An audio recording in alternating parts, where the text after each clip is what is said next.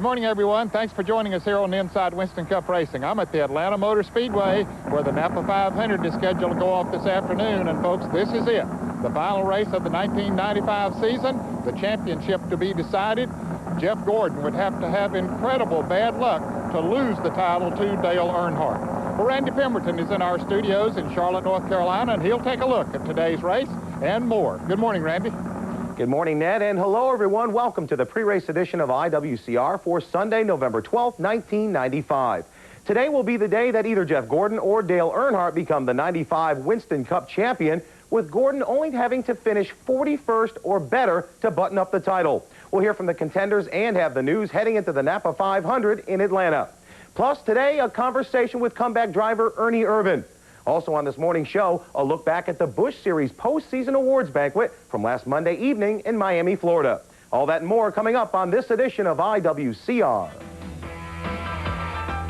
Today's show is brought to you by Texaco Haviland Formula 3 Motor Oil. Add more life to your car. Cold filtered Miller Genuine Draft, making the world a very cool place. And by Goodyear, #1 in racing, #1 in tires. This segment of IWCR is brought to you by Texaco Haviland Formula 3. Add more life to your car. The final race of the 8-month 31-race Winston Cup season will see the green flag shortly after 12:30 Eastern this afternoon. The focus heading into today's Napa 500 is on Jeff Gordon gaining his first Winston Cup championship and Dale Earnhardt hoping for a miracle to mark his 8th title. But there are other drivers looking to end their year on a strong note and cash in as the season concludes. Bill Weber is in Atlanta with this year's final pre-race report. Bill? Good morning, Randy. Sunrise here at the Atlanta Motor Speedway on a brisk Sunday morning, and the sun is preparing to set on the 1995 Winston Cup season. By nightfall, we should have a new series champion, and that man is Jeff Gordon. Gordon and Earnhardt were squarely in the spotlight from the time they arrived at the racetrack. Gordon was friendly but focused. Earnhardt was relaxed, to say the least, proud of his accomplishments, yet realistic about his chances.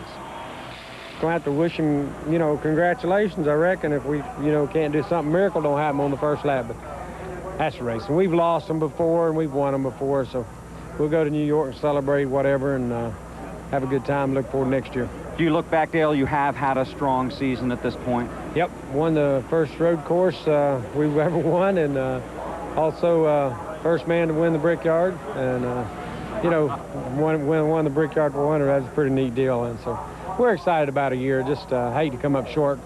Got hurt back in June with my back in that wreck at Michigan, and it sort of slowed us down a little bit. But a couple of wrecks, but if everybody had those bad races back, everybody'd be racing for that championship. Of course, Gordon has not clinched the championship, but he couldn't be any closer. A finish of 41st or better will lock up the title and make a lifelong dream a reality, claiming the champion's throne. There's so many things happening. It's so hectic. I don't know how exactly to think right now. And, when it does finally sink in, I'm going to be speechless and not really have any words to say, because I think the greatest accomplishments and the greatest things that happen to you, there are no words how to describe it. To end the season here on a good note would be great, and we're giving it everything we've got. We've got, our best car, our best motors, and as soon as we get those few cars out of the race and hope that's not us, man, then we can really go out there and even try to win this thing, and that's what we really want to do here. Sure, we want to clinch the championship, and that's the most important thing, because we've worked too long and too hard for that, but after that happens, boy, we're going for another win. Certainly not lost in the excitement, the surprising pole-winning run of three-time Winston Cup champion Darrell Waltrip at more than 185 miles an hour. You got an awesome engine in the car, and the car was really good. It's just one of those deals, we come off the trailer fast, and when you do that, it makes it easy. We honestly and truly didn't do anything but wax it all day yesterday, and it was just super fast. And I get out there and mix it up a little bit and let everybody run around me and see what the car feels like. I think I'll be real good. I'm happy with it. It's comfortable, and it's a 500-mile race, and you got to run hard all day, but you got to save a little something too. While rain dominated the morning on Saturday and washed out second-round qualifying, it did not dampen the excitement surrounding a flurry of team announcements concerning colors, crew chiefs, and new sponsors. including the dazzling and imaginative new look for Diamond Ridge Motorsports, which was unveiled Friday night with new crew chief Bill Engel and former Busch Series champion Steve Grissom. The sponsor, Hanna-Barbera. The Wood brothers have a new look and a new driver in Michael Waltrip. Morgan Shepherd moves from the 21 to the 75 with Remington on board. Joe Nemechek has renewed with Burger King, and Dale Jarrett's new look for 96 was unveiled here Saturday night. 23 of the top 25 point positions are up for grabs. Only Ted Musgrave, 7th in Winston Cup points, is locked into position. Earnhardt cannot finish lower than 2nd. The tightest battle is for 8th. Phoenix winner Ricky Rudd leads a pack of 7 within 121 points of the 8th position. Well, we're just going to give it the best we can. You know, we've already accomplished a lot of things here late in the season, and it would really cap it off nice if we can remain in that 8th spot in the points. But we've got a lot of good cars right around us looking for that same spot that we're looking for. We'll just have to see how it turns out. You qualified really well. How's your car? Well, I think we're good. You know, the weather sort of shortened our last practice up. No one really got all the running they would like to have gotten in. I think we're good. Our watch looked very good. We didn't run as many long runs like we normally would like to do, so we really don't know what's going to happen 30, 40 laps into a run. But we just can go on the watch, and like a 15-lap run, we're as good as anybody, maybe better than most. So hope it just hangs together. Mark Martin and Sterling Marlin are enjoying a friendly battle for 3rd place. Marlin just 22 points behind Mark for 3rd place points and $300,000 in prize money. While the season began with Sterling's win in Daytona, it will end in Victory Lane here in Atlanta this afternoon. The press room a little quieter than usual this week. Our buddy Jack Flowers, with some health problems, is missing today's race. Jack, get well soon. We're all thinking about you. Wind chill this morning, 17 degrees. It should be a sweltering 50 under sunny skies when they throw the flag about 12:45. Randy, it's been another great season. One more to go. Back to you. Thanks, Bill. Time now to take a quick look at the top 10. There's Darrell Waltrip and Ricky Rudd on row 1. Bobby Hamilton and Dick Trickle, good qualifying efforts for them. They'll start on row 2. Jeremy Mayfield will go off 5th. Rusty Wallace, 8 straight top 10s going into Atlanta. Michael Waltrip will start 7th, looking to close out a good association with Bahari Racing. Jeff Gordon, going for the crown, will start 8th. Mark Martin, quickest car in practice, will start 9th. He's flanked by Ricky Craven. An update from yesterday's final ARCA race of the season. In separate accidents, Jimmy Horton has a chip fracture of the cervical spine. He's expected to be released from intensive care today. His other injuries are not considered serious. And Richard Brickhouse will remain in an Atlanta hospital. He's in stable condition after his crash on lap 174 of the Hoosier 500. We recorded Ned right here earlier this week, and he'll be up next. As we leave you until this evening at 7 Eastern, here's the rest of today's starting lineup.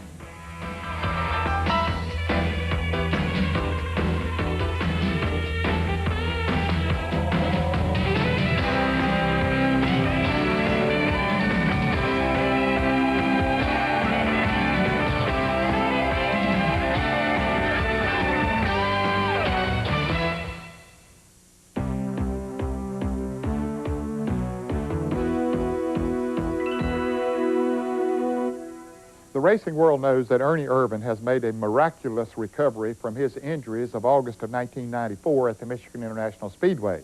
And it's also a miracle that he's back racing again and doing as well as he is. He's had some good runs in the Truck Series and also in the 2 Winston Cup races that he has run in so far. Of course, he's gearing up to run the full schedule next year in the Robert Yates Haviland Ford number 28. And recently, Bill Weber talked to Ernie about his career and about his comeback. I feel great, just feel, joyful that I'm here doing what I'm doing, and also I just feel good. I mean, as far as my workout programs really helped me, and everything that's been going on in my life is just makes you a happier human being. Ernie Irvan is a happier person these days, and it's easy to see why. He has successfully returned to his private office and continues his impressive return to the sport he loves, Winston Cup racing. On the track, it has been a fantastic couple of weeks, hasn't it? Well, it has.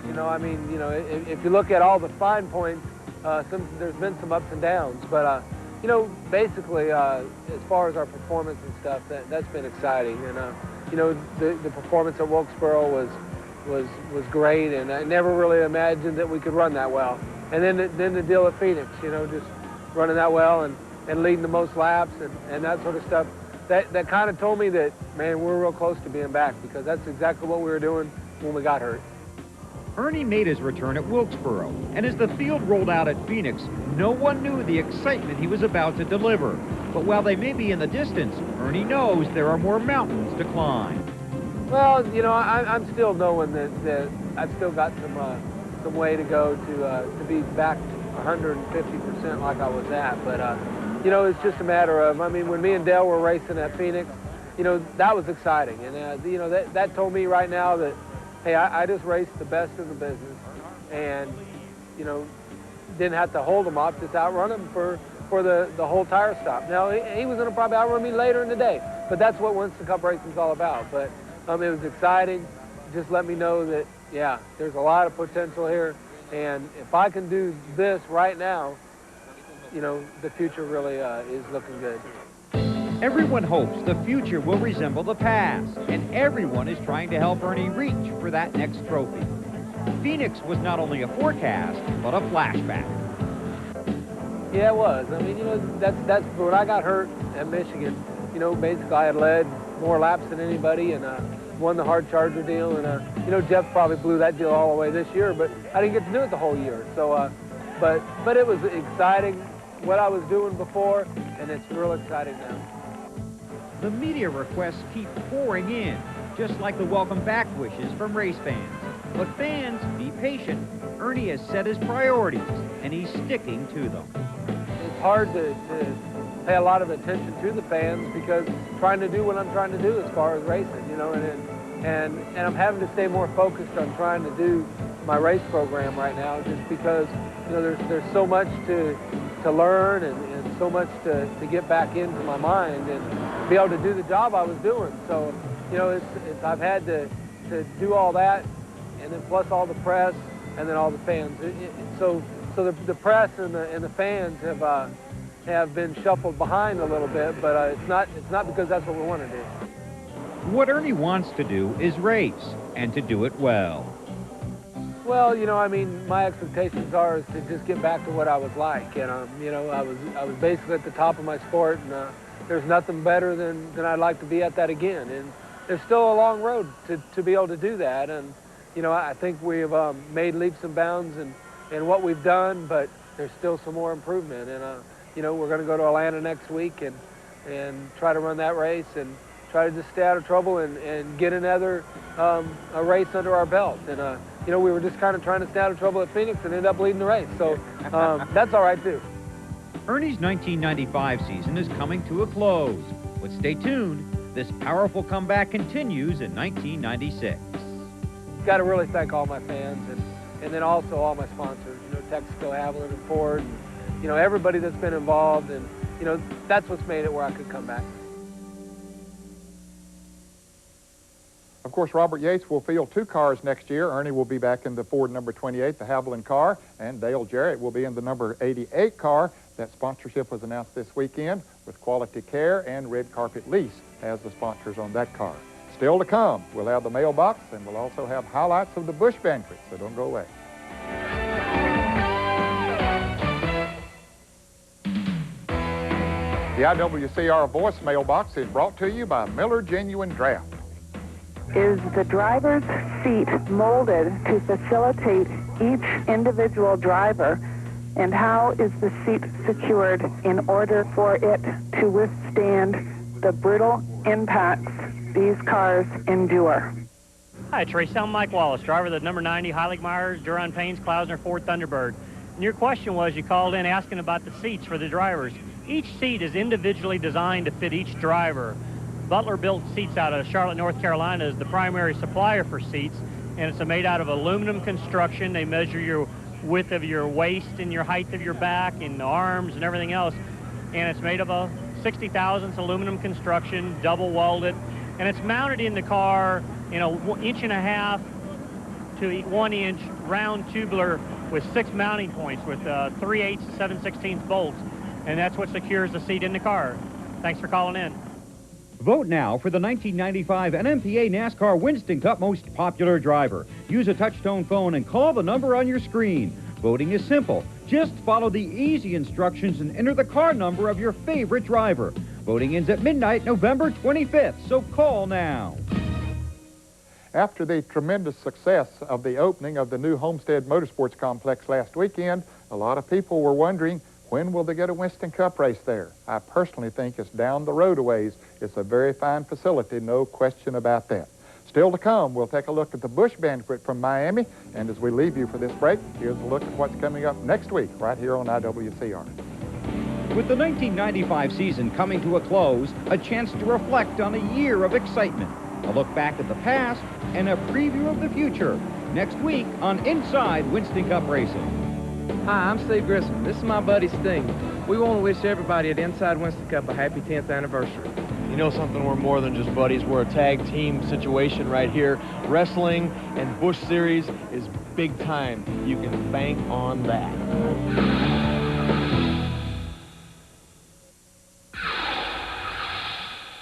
The NASCAR Busch Grand National Awards Banquet was held this past Monday night in Miami, Florida. Johnny Benson was the man of the hour. He won the championship in 1995. And, of course, there were a lot of other awards that were given out as well in the Black Tie Affair. And Randy Pemberton was there, and he files this report. Monday evening, it was off to the postseason awards banquet, where the race may not have been forgotten. I bet y'all think I didn't get up here without hitting something, right?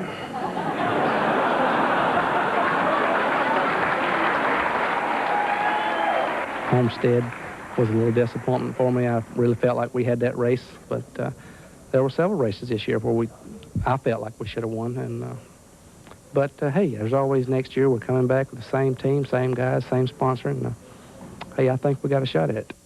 This award really means a lot to me. I want to thank Penrose and all the fine people there at Goodmark Foods, and the Hensleys gave us a great battle the whole year. You know, Curtis came up a little bit short, but you know, it was a good time. It was a different experience, and on behalf of ST Motorsports, I'd like to thank Sunoco too. They were thinking about changing the 260 oil brand to the 360 oil brand for so many donuts I was doing at the beginning part of the year, but I kind of talked them out of that. I'd like to thank my mother and father for the best car owners in the world.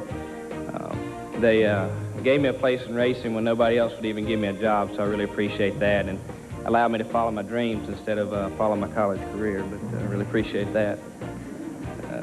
I have to say goodbye to a wonderful sponsor in Budget Gourmet. They've been truly great, Terry and Charlie and everyone. And there again, I have to say hello to a wonderful new sponsor in 96, Slim Jim. Looking forward to everything for next year, and hopefully we will be here again next year. Thank you very much. I can't really say that I could have expected any more this year. I think winning 6 races was more than I expected before the season started. And the races that we won were all big. Of course, all of them are in their own way. And I want to thank our crew for that. Everyone in here knows more than anyone else how much work goes into building these cars. And a lot of times it's forgotten because the people see the race cars at the track, and that's a car sitting there, but all the work has gone into it way before it's ever gotten there. What is it like for you to get up on stage among your peers to know exactly that you are the champion? It must be just a tremendous feeling. The feeling's unreal. You know, winning a race is great. Winning a championship's great. You know, and it's like the whole year you never get nervous until you step up here and do this. It's hard to do, but man, you can. The feeling, you can't express that. It's just wonderful to be able to be here and be at the head table and be able to get all these awards. It's just, man, it's a feeling that's hard to describe. Well, our congratulations to Johnny Benson on winning the championship this year. And remember, fans, you can see a full 1-hour show on the NASCAR Busch Grand National Awards Banquet coming up right here on TNN on Sunday, November 19. Well, our time's up for today. Hope you enjoyed the show. Join us again here on TNN for more on Inside Winston Cup Racing. Today's show has been brought to you by Texaco Haviland Formula 3 Motor Oil. Add more life to your car. Red Dog Beer. Bold yet smooth, unusually easy to drink. You are your own dog. And by Goodyear. #1 in racing, #1 in tires. Drivers, race teams, and race fans, now's the time to order the new 1996 Simpson catalog. featuring a full line of race products. Call 1-800-71-RACIN and join Team Simpson today. The official conversion van of IWCR is Gladiator by Glavelle, America's #1 luxury van. Glavelle, the way we put it together, sets us apart.